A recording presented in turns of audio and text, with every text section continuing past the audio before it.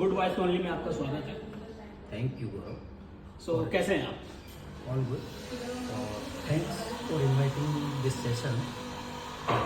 ये हमारा सौभाग्य है कि आप हमारे टॉक शो में आए हो।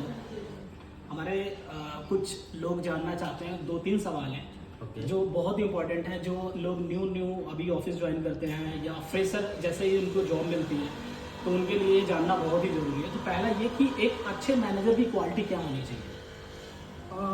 क्योंकि आप काफ़ी एक्सपीरियंस हैं, आपने काफ़ी कंपनीज में काम कर चुके हैं आप, या तो थोड़ा सा आप इस पर रोशनी डालना चाहोगे आप? श्योर। तो अकॉर्डिंग टू मी एक मैनेजर में जो क्वालिटी होनी चाहिए, क्वालिटी इन द सेंस कि पीपल फ्रेंडली होना चाहिए first, then he should be professional, and third he have the knowledge, the function, the people, he know about the people in detail, like from where they are coming, how the way they are coming, family background, etc. That should be the quality. Okay होता क्या है It should be flexible also. सो आपने भी मतलब आपको काफ़ी experience है तो आपने भी ऑब्जर्व किया होगा कि होता क्या कि जब एक मैनेजर और उसके अंदर जो टीम होते हैं वो अलग अलग बैकग्राउंड, या तो आप एजुकेशन बैकग्राउंड कह लो या फिर आप कल्चर वाइज बैकग्राउंड कह लो, जब दोनों लोग डिफरेंट आते हैं, डिफरेंट कल्चर से, डिफरेंट बैकग्राउंड से आते हैं, तो एक जगह मीट करना थोड़ा मुश्किल हो जाता है कि मैनेजर को लगता है कि हाँ उनके लेवल पे जो काम है वो टीम मेंबर कर लेंगे, और टीम मेंबर अगर वो उनके लेवल पे अगर वो काम कर लेते हैं तो शायद वो टीम मेंबर की जगह उनके अंडर काम करने की जगह शायद उनके बराबरी में काम करते हैं। क्या इस बात से आप एग्री करते हो? या कंप्लीटली अलाइन। बिकॉज होता क्या है ना कि जरूरी नहीं है कि सेम सेगमेंट से ही पीपल आपकी Yes. टीम में होंगे। हाँ जी, हाँ जी। ठीक है, then there should be some kind of the flexibility for the learning, और there should be some kind of the zeal in the candidate कि ही नीड टू नो कि मेरे को चीज़ें सीखनी है, और जिस एनवायरनमेंट में मैं काम कर रहा हूँ या जिस प्रोफेशन में मैं काम कर रहा हूँ उसके लिए उसको क्या क्या रिक्वायरमेंट है, he should always should be proactive and should be ask to the manager and colleague whoever their counterpart. दूसरा ये विजय जी मेरा सवाल था जो सबसे इम्पोर्टेंट है कि हर जगह मैनेजर ही गलत नहीं होते हैं। कभी कभी उनके अंडर जो टीम काम करती है कुछ उनकी भी गलतियां होती हैं, ठीक है? तो एक टीम मेंबर की क्या अच्छी क्वालिटी होनी चाहिए, और वो अच्छी क्वालिटी होने के बावजूद उसमें क्या उनको ग्रोथ मिलेगी या नहीं मिलेगी अगर वो अच्छी क्वालिटी है? क्योंकि आपने कभी कभी देखा है कि अच्छी क्वालिटी होने के बावजूद भी टीम मेंबर की ग्रोथ नहीं हो पाती है, तो थोड़ा उसके बारे में आप कुछ खुल के बताइए। जरूर।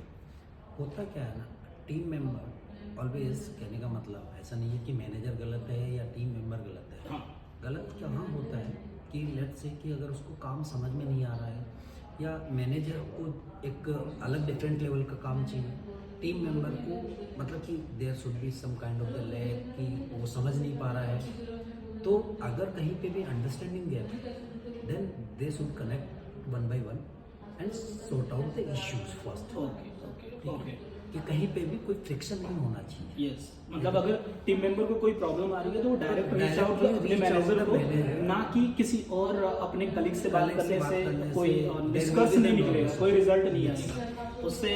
मतलब लोग और नहीं तो कुछ ऐड चीजें करते हुए उनको भड़काने की कोशिश करेंगे। Completely right right. तीसरा और आखिरी सवाल है जो बहुत इंपॉर्टेंट है एक इन्वायरमेंट के लिए, तो एक मतलब ऑफिस इन्वायरमेंट के लिए, एक ऑफिस कल्चर के लिए क्या सबसे महत्वपूर्ण बातें होनी चाहिए जिसकी वजह से पूरा, क्योंकि ऑर्गेनाइजेशन कल्चर पे डिपेंडेंसी होती है कि वहाँ के एम्प्लॉय कैसे, एम्प्लॉय से ही कल्चर बनता है, और कल्चर से ही मतलब एक तरह से कंपनी के ग्रोथ में भी कहीं ना कहीं ऑफिस के कल्चर का हाथ होता है। यस।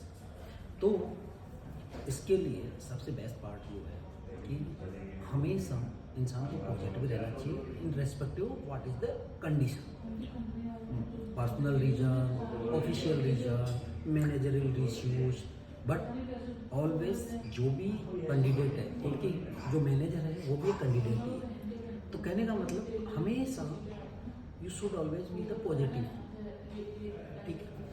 देन अगर आप पॉजिटिव हैं तो आसपास का आपका एनवायरनमेंट जो है वो पॉजिटिवनेस क्रिएट करेगा, यस ठीक है।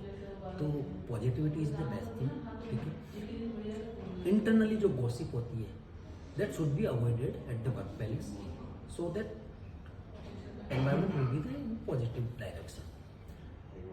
और हमेशा जब भी डिस्कशन होता है, चाहे इन बिटवीन द टीम या इन बिटवीन द मैनेजर, तो there should be some kind of the positivity in the life कि what the good thing you are doing, you need manager should be या colleague should be appreciate that things, then always there will be the positive environment. So basically मतलब दो तीन चीज़ें हैं, जैसे आप एक फ्लोर पे मल्टीपल आपकी टीम बैठती है, अलग अलग डिपार्टमेंट बैठते हैं, तो क्या मतलब कुछ एक्टिविटीज़ ऐसी होनी चाहिए कि वो इंटरेक्शन हो सके ताकि कम्युनिकेशन और बेटर हो सके? डेफिनेटली।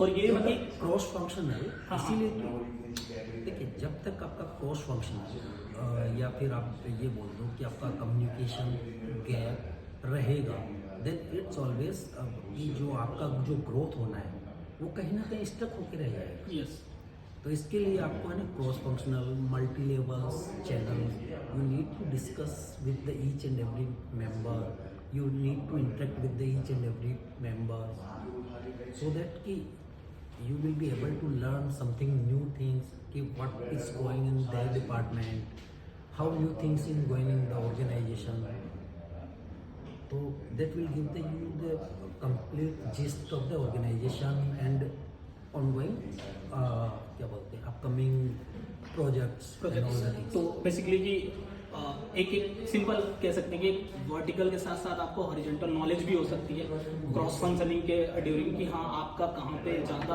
अनुभव हो रहा है, जहाँ पे आप कंफर्टेबल हो वहाँ पे आप ग्रोथ कर सकते हो, आप स्विच कर सकते हो डिपार्टमेंट। तो विजय जी काफ़ी अच्छी बातें हुई, काफ़ी अच्छे नॉलेज आपने शेयर किया हमारे साथ, तो बहुत बहुत धन्यवाद आपका, आपने गोल्डन टाइम हमें दिया, थैंक यू सो मच।